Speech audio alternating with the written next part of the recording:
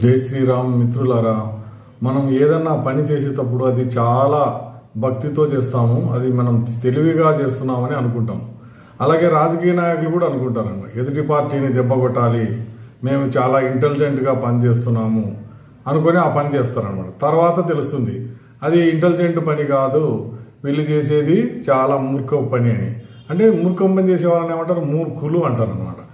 అలాగే ఇన్సిడెంట్స్ కొన్ని చెప్తానమాట. ఎవరైనా సరే, ప్రజలు కానీ ఎవరైనా కూడా వాళ్ళు ఏమనుకుంటున్నారు, మేము చాలా ఇంటెలిజెంట్ అంటే తెలివిగల వాళ్ళము, కానీ తర్వాత తెలిసింది ఏంటంటే వాళ్ళు పెద్ద మూర్ఖులు. ఇప్పుడు ఏదైనా రాజకీయ పార్టీలో చేరేటప్పుడు ఏంటంటే కొంతమంది ఏంటంటే ఆంధ్రప్రదేశ్లో కూడా కానీ తెలంగాణలో కానీ ఎన్నికల ముందు ఈ పార్టీని వదిలేసి ఆ పార్టీని వదిలేసి ఈ పార్టీకి అట్లా వస్తుంటారు కదా. వచ్చిన తర్వాత వాళ్ళు చేరిన పార్టీ ఓడిపోయింది అనుకోండి ఘోరంగా, అప్పుడు వాళ్ళు ఏమో ఇంటెలిజెంట్ పీపుల్ కాదనమాట. అంటే ప్రజల నాడిని వాళ్ళు కనుక్కోలేదు. అలాంటి ఇన్సిడెంట్స్ కొన్ని చెప్తాను.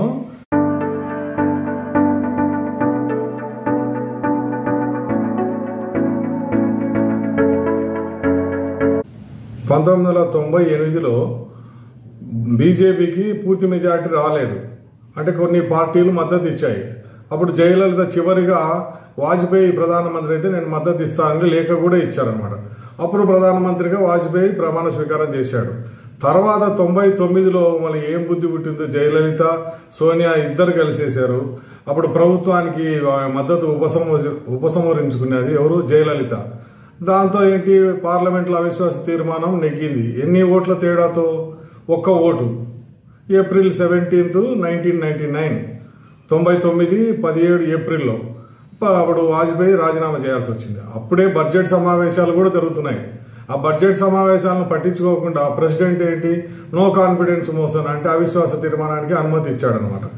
వందిమాగదులు చాలా మంది ఏమనుకున్నారు, ఇంకా నెక్స్ట్ ప్రభుత్వం వచ్చేస్తుంది, వాజ్పేయి పడిపోయినారు, ఇంకా ఎవరో సోనియా ప్రధానమంత్రిగా వచ్చేస్తారనుకున్నారు. కానీ అట్లా ఏం జరగలేదు. ములాయం సింగ్ యాదవ్ నేను సోనియా విదేశీ మహిళ కాబట్టి నేను మద్దతు ఇవ్వనని కూర్చున్నాడు. దాంతో ఏంటి, ఆమె ప్రధానమంత్రి కాలేకపోయింది. వెంటనే ఎన్నికలు వచ్చేసాయి. ఎన్నికలలో మళ్ళీ వాజ్పేయి గారే ప్రధానమంత్రిగా ప్రమాణ స్వీకారం చేశారనమాట. అంటే బీజేపీ పార్టీకి ఇంకా ఎక్కువ సీట్లు వచ్చాయి. అంటే అప్పుడు జయలలిత ఏమనుకునేది, నేను ఇంటెలిజెంట్, చాలా ఇంటెలిజెంట్ను, ఇది తెలివిగల దాన్ని అనుకొని ప్రభుత్వానికి విత్డ్రా చేసింది సపోర్టు.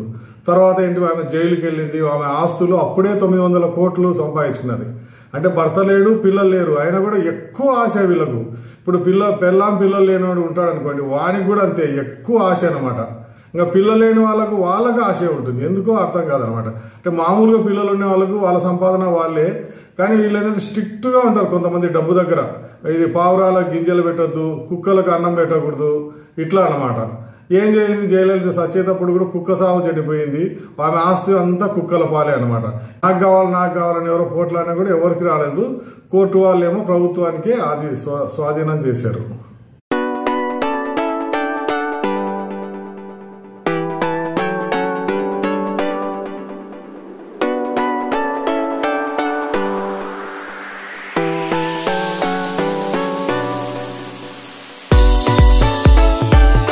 ఇప్పుడు ఇద్దరు తెలివిగల వ్యక్తుల గురించి చెప్తాను చూడండి. ఒకరేమో అక్కడ వందే భారత్ ఎక్స్ప్రెస్ లో సెల్ఫీ తీసుకోవాలని రాజమండ్రి రైల్వే స్టేషన్ లో ఎక్కినాడు. ఆయన సెల్ఫీ తీసుకున్నాడు. సరే, కిందికి దిగనికి కూడా కొన్ని సెకండ్లే అన్నమాట. ఈ లోపల తలుపులు మూసుకున్నాయి ఆటోమేటిక్. అవి ఎవరు కంట్రోల్లో ఉండవు అన్నమాట. అక్కడ టీటీ ఉంటారు, వాళ్ళ అసిస్టెంట్ ఉంటారు, వాళ్ళకి సప్లై చేసే వాళ్ళు, ఏదైనా మన ప్రయాణికులకు ఏదైనా తినుబండారాలు ఇవ్వడానికి అట్లా వీళ్ళంతా ఉంటారు. కానీ ఎవరి కంట్రోల్లో కూడా ఉండదన్నమాట. ఏది, తలుపులు ఎక్కడో ఉంటాయి, అక్కడ నుంచి లాక్ అయిపోతాయి, ఇంకంతే. తర్వాత ట్రైన్ స్పీడ్ కూడా చాలా ఎక్కువగా ఉంటుంది. ఈయన ఏమంటాడు, తలుపులు మూసుకొని ట్రైన్ బయలుదేరింది, నాకు తలుపులు తీసేయండి, నేను కిందికి దిగుతాను, ఇప్పుడు రైలు ఆపేసేయండి అంటాడు. రైలు ఆపేసేయడానికి మా కంట్రోల్ లేదు బాబు, ఇటు ఆపుకుంటూ పోతే ఎక్కడికో బెంగళూరుకు పోవాల్సిన రైలు ఎన్ని గంటలకు పోతుంది? ఇప్పుడు 10 గంటలకు పోవాలనుకోండి బెంగళూరుకు. ఇట్లా ఆపుతూ పోతే ఇంకొక రోజు పడుతుంది అనమాట. తర్వాత ఆయనకు అపరాధ రుసుముతో టికెట్ ఇచ్చారు. అంటే ఆయనకి ఎంత సమయం వృధా అయిపోయింది చూడు. విజయవాడ వరకు వచ్చాడు, మళ్ళీ విజయవాడలో దిగిన తర్వాత మళ్ళీ టికెట్ తీసుకొని మళ్ళీ రాజమండ్రికి వెళ్ళాడు. దీంతో ఏంటి, ఒక రోజు అంతా కూడా వృధా అయిపోయింది అనమాట. ఆయన చేసే చిలిపి పనికి ఆయనకే దెబ్బ కొట్టేసింది అనమాట. ఈయన కూడా పెద్ద ఇంటెలిజెంట్ పర్సనే. తర్వాత హైదరాబాద్లో ఒక ఆయన ఉన్నాడు, ఎవరు, మా life style building owner Madhusudan Reddy. ఆయన ఏంది, డబ్బులను డబుల్ చేస్తాను అంటే ₹1,00,000 ఇస్తే 2 లక్షలు చేసి చూపించాడంట శివ అని తాంత్రికుడు. తర్వాత మళ్ళీ ₹1,00,00,000 జమ చేసుకో, నేను 2 కోట్లు చేస్తాను మంత్రాలతో అన్నాడు. అంటే ఈయన ఏం చేసిన, అత్యాశకు 1,30,00,000 జమ చేసుకున్నాడు. చేసుకుంటే ఆయన సూట్ కేసులు తీసుకొని వాళ్ళకంతా కుటుంబ సభ్యులకంతా కూడా మధుసూదన్ రెడ్డి కుటుంబ సభ్యులకు విషం ఇచ్చేసి వెళ్ళిపోయినాడు. కొడుకు మాత్రము ఆయన శివతో వెళ్ళాడు గుడికి, ఎక్కడికో, ఈ గుడి ఆ గుడి అన్నాడు. ఈ లోపల తప్పించుకొని పోయినాడు. తప్పించుకొని ఇట్లా పెబ్బేరు, శాంతినగర్ ఇట్లా పోయి అన్ని పోయి బెంగళూరు చేరుకున్నాడు. పోలీసులు తర్వాత కష్టపడి పట్టుకున్నారన్నమాట. వీళ్ళంతా కూడా ఆసుపత్రి పాలైనారు, తర్వాత కోలుకున్నారు. మరి ఈయన కూడా ఎక్కువ తెలివిగల మనిషే కదా, ఏంది, ఏం కష్టపడకుండా ₹1,00,00,000 ఒక్క రోజులో సంపాదించాలనుకుంటే అది ₹1,30,00,000 కూడా ఇచ్చేశాడు అనమాట. కాబట్టి వీళ్ళిద్దరూ కూడా చాలా చాలా తెలివిగల వాళ్ళు.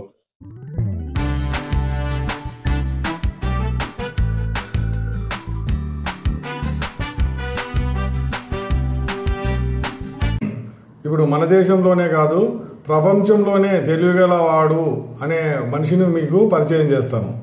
ఎందుకంటే ఆయన చాలా మందిని, కోట్ల మందిని ఫూల్స్ చేసేసినాడు. ఎట్లా అంటే, నేను అవినీతిని అంతం చేస్తాను, అసలు లంచాలనేది నేను ఎన్నికైతే ఉండనే ఉండదు, తర్వాత నీళ్లు ఉచితము, కరెంటు ఉచితము, తర్వాత గ్యాస్ ఉచితము, తర్వాత బస్సు ప్రయాణం ఉచితం అని ఇట్లా రకరకాలుగా వాగ్దానాలు చేశాడు. కానీ ఆ డబ్బులన్నీ ఎక్కడి నుంచి వస్తాయని ఆయన చెప్పలేదు. ఆయన మీకు తెలిసే అర్థమై ఉంటుంది, ఆమ్ ఆద్మీ పార్టీ కేజ్రీవాల్ అనమాట, అరవింద్ కేజ్రీవాల్ ఆయన పూర్తి పేరు. తర్వాత ఆయన జైలుకి వెళ్ళాడు. ఎందుకు, ఇది సారా కుంభకోణంలో. ఉప ముఖ్యమంత్రి వెళ్ళాడు. ఏదో వీళ్ళేదో నాటకాలు చెప్తారు, మమ్మల్ని బీజేపీ వాళ్ళు చేరమన్నారు, నాకు ముఖ్యమంత్రి పదవి ఇస్తారు అని. ఇవన్నీ నాటకాలు. ఇంత చిల్లరగాలని ఎవడన్నా బీజేపీ వాళ్ళు చేర్చుకుంటారా? ఏదో నాటకాలు. కాకపోతే ఈయన ఆర్థికంగా రాష్ట్రాన్ని దివాలా తీయించాడు. అప్పుడు ఏమైంది, అసలు నీళ్లు కొననీకి డబ్బులు లేక ఢిల్లీలో చాలా చాలా కష్టపడ్డారనమాట. తర్వాత గ్యాస్ ఉచితం అన్నాడు, ఇది ఉచితం, అది ఉచితం, కరెంటు ఉచితం అంటే లెఫ్టినెంట్ గవర్నర్ కూడా దానికి ఒప్పుకోలేదు.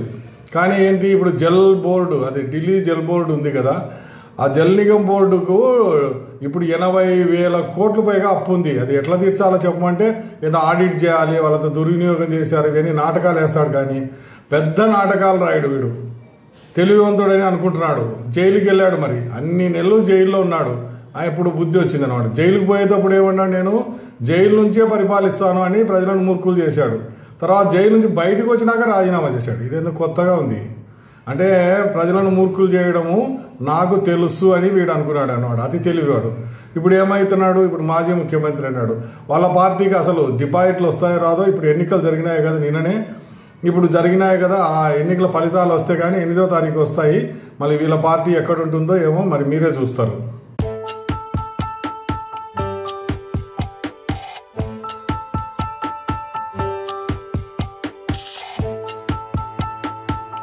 ఇప్పుడు ఇంకా 3-4 తెలివైన వాళ్ళ గురించి చెప్తాను. ఒకరు ఏంటంటే, పాత ముఖ్యమంత్రి రామారావు, చంద్రబాబు నాయుడు, కె చంద్రశేఖరరావు, తర్వాత జగన్మోహన్ రెడ్డి. వీళ్ళంతా కూడా ఏంటంటే, వాళ్ళ నిర్ణయాలు తీసుకునేటప్పుడు మా అంత తెలివిగల వాళ్ళు లేరు అని అనుకున్నారు.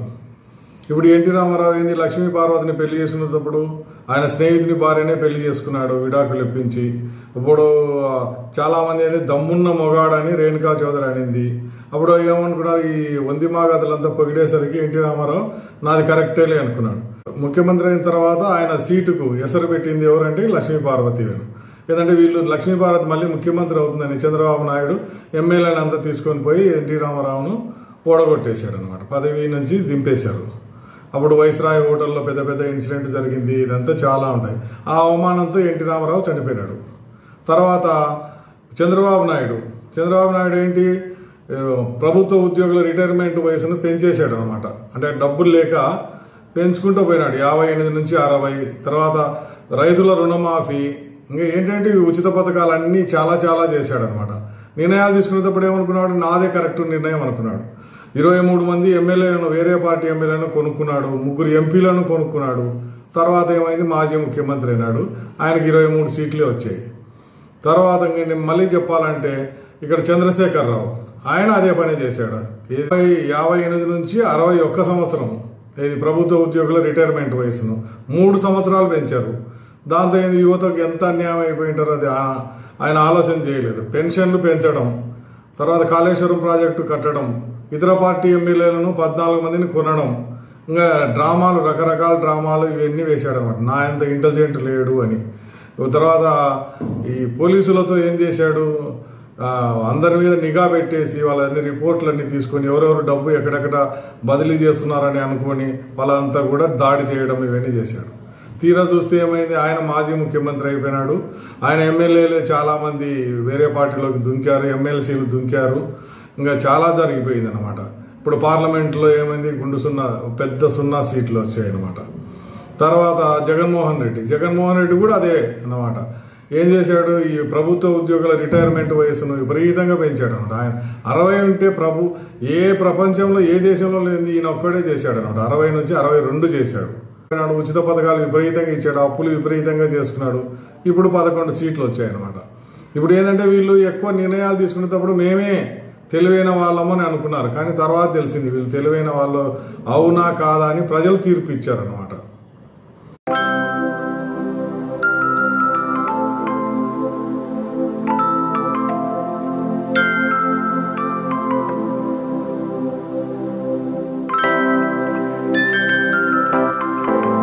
ఇప్పుడు తెలివిగల అమ్మాయిల గురించి చెప్తాను. అంటే ధైర్యంగా అనమాట, మాకు తెలివి ఉంది అని తల్లిదండ్రులను కాదని బయటికి వెళ్ళిపోయినారు అనమాట. మాకు చదువు ఉంది, మేము బతకగలము, మేము ప్రేమించడంతోనే బయటికి వెళ్తాము, ఉంపుడు గట్టిగా కూడా ఉంటాము, పెళ్లి చేసుకుంటే చేసుకొని చేసుకోకపోయినా పర్వాలేదని వెళ్ళారనమాట. అటువంటి వారిలో ఎవరంటే వీళ్ళు శ్రద్ధా వాల్కర్ ఏంది వెళ్ళిపోయింది అక్కడ ఢిల్లీకి, ముంబై నుంచి. తర్వాత అక్కడ ఆయన ఏం చేశాడు, వేరే అమ్మాయిని మళ్ళీ పెళ్లి చేసుకోవాలి, అదే ఉంచుకోవాలని చెప్పి అదే ఉంపుడు గత్తెగా ఇవన్నీ అది 35 ముక్కలు చేసేసినాడు. తర్వాత నిక్కీ యాదవ్ వాళ్ళు ఆమె తల్లిదండ్రులు కాదని ఆమె కూడా వెళ్ళిపోయింది వేరే వాళ్ళతో. వాడు మధ్యలోనే ఎక్కడ గోవాకో వెళ్ళిపోతుంటే మధ్యలోనే ఆమెను చంపేసి ఫ్రిడ్జ్లో పెట్టేశాడు, ఇంకొక ఆమెను పెళ్లి చేసుకుంటామని. తర్వాత చిత్తూరు జిల్లా ఆమె సాఫ్ట్వేర్ ఇంజనీరు, ఇక్కడ కడప జిల్లా వాడిని శ్రీకాంత్ అనే వాడిని పెళ్లి చేసుకున్నది, ఆమె పేరు భువనేశ్వరి. తిరుపతిలోనే వర్క్ ఫ్రమ్ హోమ్ అంటే అప్పుడు లాక్డౌన్లో ఇంటి నుంచే పని చేసుకుంటున్నది. ఆయన ఏం చేశాడు, ఈ భువనేశ్వరిని చంపేసి సూట్ కేసులో తీసుకుని పోయి ఎక్కడో పార్క్లో కాల్ చేశాడు. తర్వాత ఈ మధ్య జరిగింది ఏంటంటే నిధనాపూరు మధిర దగ్గర ఆవిడ కూడా అంతేనమాట. తల్లిదండ్రులు లెక్చరర్లు, చదువుకున్న వాళ్ళు, పెళ్లి కూడా చేయగలరు, ఆయన కూడా వేరే వాళ్ళతో ఎవరితోనో పోతే వాడు దొంగతనాలు మాత్రమే చేస్తున్నాడు, ఏం పని చేయకుండా. పోలీసులు వచ్చేది అరెస్ట్ చేసేది, మళ్ళీ వచ్చేది వాడు మళ్ళీ దొంగతనాలే అనమాట. ఇది విసుగుపడి ఆమె ఏం చేసింది, 2 ఆడపిల్లలను ఉరివేసి ఈమె కూడా ఉరివేసుకొని చనిపోయింది అనమాట.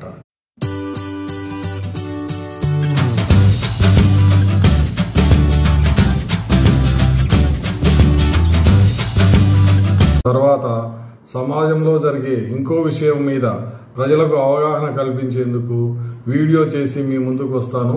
అంతవరకు సెలవు. నమస్తే. జై హింద్.